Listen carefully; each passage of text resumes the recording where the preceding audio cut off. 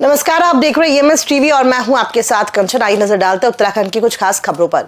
उत्तर प्रदेश के इटावा जिले में समाजवादी पार्टी के राष्ट्रीय अध्यक्ष अखिलेश यादव ने केदारनाथ मंदिर की तर्ज पर केदारेश्वर मंदिर का निर्माण कराने पर फिर विवाद हो गया है। उन्होंने इसका वीडियो अपने फेसबुक पेज पर शेयर किया। इस मंदिर के निर्माण से केदारनाथ धाम के तीर्थ पुरोहितों काफी नाराज हैं और विरोध प्रदर्शन की चेतावनी दी है। इस मंदिर को लेकर पहले भी सवाल खड़े हुए थे, जबकि इससे दिल्ली में भी केदारनाथ मंदिर की तरह ही बना रहे एक मंदिर को लेकर विवाद हुआ था, जिस पर सरकार ने रोक लगा दी थी। राज्य कैबिनेट बैठक में 4 धामों के नाम का दुरुपयोग करने वालों के खिलाफ कड़ी कार्रवाई करने के संबंधी प्रस्ताव पारित किया गया है। वहीं 4 धाम महापंचायत के उपाध्यक्ष और केदारनाथ धाम के वरिष्ठ तीर्थ पुरोहित संतोष त्रिवेदी ने बयान जारी करते हुए कहा कि केदारनाथ धाम का अपना एक ऐतिहासिक और धार्मिक महत्व है जो श्रद्धालुओं की आस्था से जुड़ा हुआ है। इसलिए इसी नाम और स्वरूप का मंदिर किसी अन्य राज्य में बनाए जाने से धार्मिक परंपराओं का उल्लंघन हो रहा है। कि आप सब लोग जान रहे हैं कि सोशल मीडिया में खबर है कि उत्तर प्रदेश में अखिलेश यादव ने केदार के प्रतिचिन्ह का एक केदारनाथ के नाम से मंदिर बना रहे हैं। और सब लोग जानते हैं कि उत्तराखंड में भी उत्तराखंड के कैबिनेट में ये प्रस्ताव पारित था कि अब जाकर के ये केदारनाथ का प्रतिचिन्ह का मंदिर बिल्कुल नहीं बनेगा।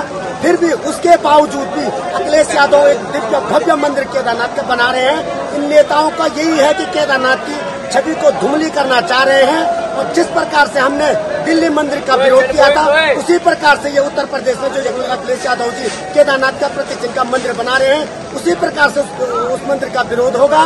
पहले दिल्ली में पिछले साल केदारनाथ मंदिर निर्माण को लेकर सवाल उठे थे, फिर उसके बाद तेलंगाना में दक्षिण केदारनाथ मंदिर निर्माण पर सवाल उठे थे, और अब जो एक नया मामला सामने आ रहा है वो उत्तर प्रदेश के सैफई में है, जहां पर केदारनाथ मंदिर की पूरी प्रतिकृति के साथ ही साथ जो है जो मंदिर के अंदर का जो लिंग है वो सब केदारनाथ की ही तर्ज पे बनाया गया है।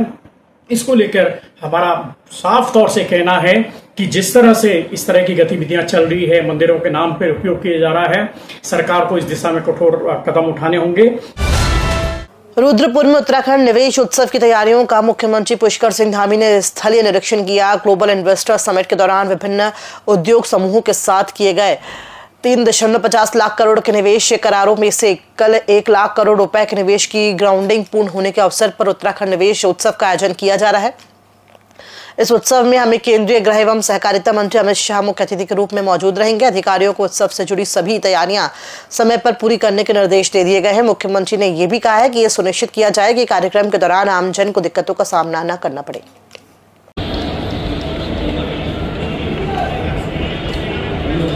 वीडियो प्ले करो।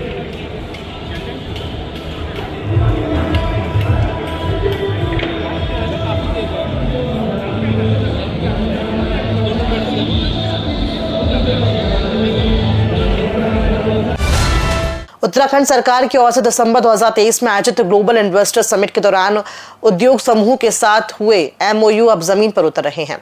इस आयोजन के बाद उत्तराखंड में अब तक 1 लाख करोड़ रुपए से अधिक का निवेश धरातल पर उतर चुका है। इसी मौके को ऐतिहासिक बनाने के लिए राज्य सरकार की ओर से कल रुद्रपुर में उत्तराखंड निवेश उत्सव आयोजित किया जा रहा है। देश में पहली बार किसी राज्य सरकार द्वारा निवेश के उपरांत इस तरह के आयोजन के जरिए निवेश की असल स्थिति जनता के सामने रखी जा रही है।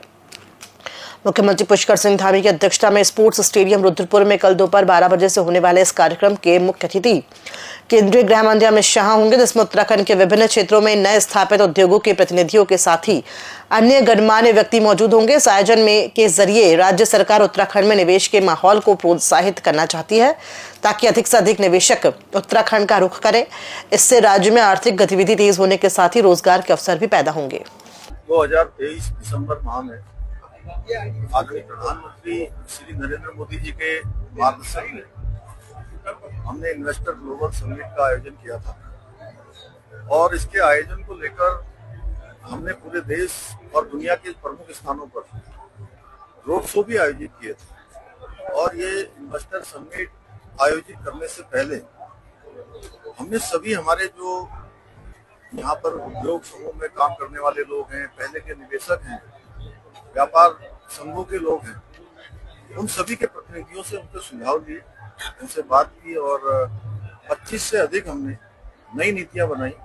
जो हमारी पहले पॉलिसी चल रही थी उन पॉलिसियों को कुछ को हमने शिथिलीकरण भी किया, जिसके कारण से हमारे इन्वेस्टर ग्लोबल समिट में जो हमको उम्मीद जितनी नहीं थी उससे कहीं ज्यादा निवेशकों के साथ हमारे करार हुए। हम केवल करार तक सीमित रहने का हमारा लक्ष्य नहीं था, हमारा पहले से ही लक्ष्य था और ये संकल्प था आदरणीय प्रधानमंत्री जी के मार्गदर्शन में कि जो निवेशक हमारे साथ करार करने आए हैं वो यहाँ पर अपना उद्योग और निवेश दोनों ही स्थापित करें।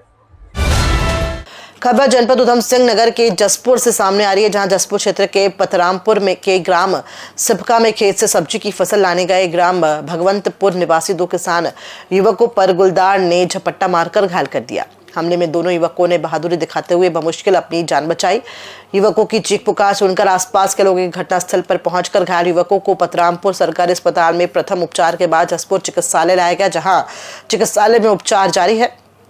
जानकारी देते हुए जसपुर सामुदायिक स्वास्थ्य केंद्र अधीक्षक डॉक्टर धीरेन्द्र मोहन गहलोत ने बताया कि गुलदार के हमले में घायल दोनों युवकों का इलाज जारी है। सामुदायिक स्वास्थ्य केंद्र जसपुर में 2 केस आए हैं जो एनिमल वाइट के हैं।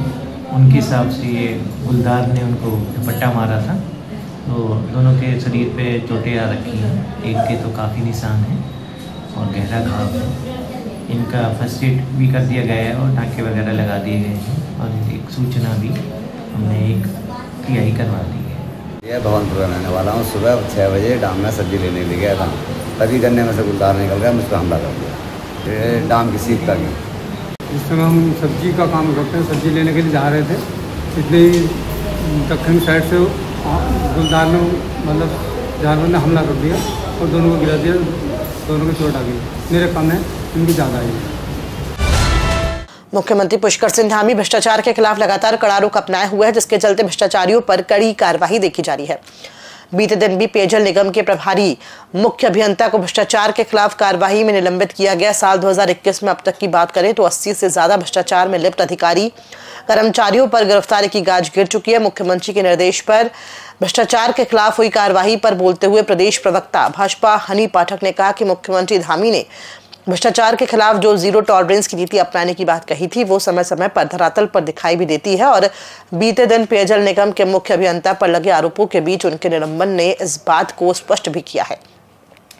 इसके साथ ही 200 से अधिक भ्रष्टाचारियों को निलंबन अब तक किया जा चुका है।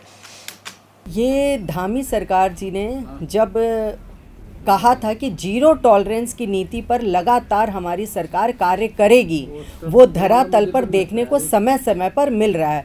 अब तक अगर देखी जाए तो ये बहुत बड़ी कार्यवाही के रूप में सामने आया है कि 200 से अधिक भ्रष्टाचारियों को निलंबित किया गया है, कुछ को सलाखों के पीछे भेजा गया है। और अभी हाल में कल ही ये मामला जो सामने आया कि 10 लाख की रिश्वत लेते हुए जो पेयजल निगम के चीफ इंजीनियर थे उनके ऊपर जो गंभीर आरोप लगा था, उसके तहत भी उनको तुरंत निलंबित किया गया और जीरो टॉलरेंस की नीति पर सख्त से सख्त कार्यवाही करी गई।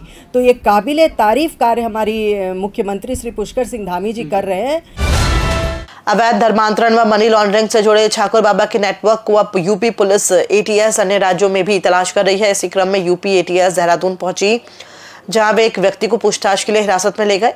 इसको लेकर SSP देहरादून ने बताया कि धर्मांतरण व मनी लॉन्ड्रिंग मामले से संबंधित संदिग्ध को पूछताछ के लिए ले गए। व्यक्ति का नाम अब्दुल रहमान है, जैसे सहसपुर क्षेत्र से पूछताछ के लिए ले जाया गया, जबकि युवती सृष्टि जो रानी पोखरी में है उससे भी पूछताछ की गई है। वहीं SSP देहरादून ने अब्दुल रहमान उर्फ रुपेंद्र सिंह के संबंध में बताया कि वो 2012 में धर्म परिवर्तन कर चुका था, जिसके बाद उसने 2 शादियां भी की। साथ ही उन्होंने बताया कि उत्तराखंड में सख्त धर्मांतरण कानून लागू होने के बाद उसकी किसी भी तरह के अवैध धर्मांतरण की बात फिलहाल सामने नहीं आई है और यदि इस बात आती है तो उस पर सख्त कार्रवाई की जाएगी। एक व्यक्ति का नाम आया अब्दुल रहमान, ये 2012 में करीब जो है मैनपुरी का निवासी है और यहाँ पर विभिन्न कंपनियों में उससे पूर्व में काम किया था यहाँ पर, और इसके बाद फिर वो लोकली यहाँ पर इन्फ्लुएंस होके, चूँकि उस समय हमारे यहाँ सख्त धर्मांतरण कानून लागू नहीं था, तो इन्फ्लुएंस होके उसने धर्म परिवर्तन कर लिया था। अपने जो भी उसके व्यक्तिगत कारण रहे होंगे उसकी बहुत सारी डिटेल्स हमारे पास है। और इसके बाद विभिन्न जगहों पर उसने काम भी किया, चाहे दिल्ली में किया और उसने अपनी दूसरी शादी भी जो है 2 शादियाँ करी, और उसके बाद लखनऊ में भी पता चला उसने शादी करी एक लेडी के साथ जो मुस्लिम है। तो वो सारे जो कार्रवाई थी जो उसके द्वारा ये कृत्य किए गए थे वो पूर्व में हमारे जो सख्त कानून है उसके पूर्व में किए गए थे। इसके बाद अगर वो किसी एक्टिविटी में पाया जाता है कि यहाँ किसी धर्मांतरण के प्रोसेस में लगा हो, किसी को इन्फ्लुएंस करने में लगा हो, तो उस कानून के आने के बाद अगर ऐसा कोई कृत्य इसमें प्रकाश में आएगा तो डेफिनेटली मैंने बताया इसमें हमारे स्तर से भी कार्रवाई की जाएगी। खबरों में फिलहाल इतना ही, दीजिए इजाजत, नमस्कार।